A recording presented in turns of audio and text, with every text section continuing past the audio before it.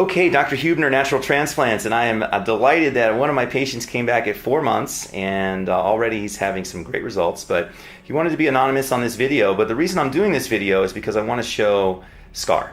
So we have a lot of people that are always worried about scar. So this patient had a procedure, a strip procedure, prior to coming to us, and I'll show you his scar that he was left with, and wasn't that great. He had a little bit of a wider, well, not a little bit of a wider, he had almost a pinky wide area on his left side. Hopefully that shows up. And you can see it goes all the way around, and also a little bit wider on this side here. So, and then what we did is we went above all that. So my scar, there's the prior scar. My scar is right there. So I'm going to try to show you. Anyway, it's really hard to find actually, but pencil line.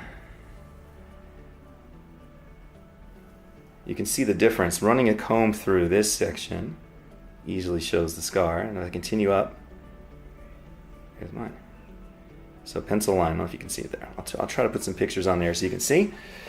Again, old scar there. My scar there.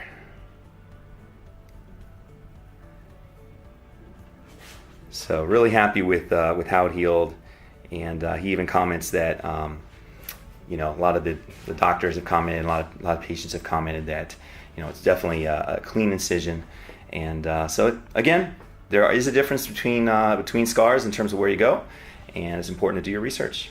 Thanks again.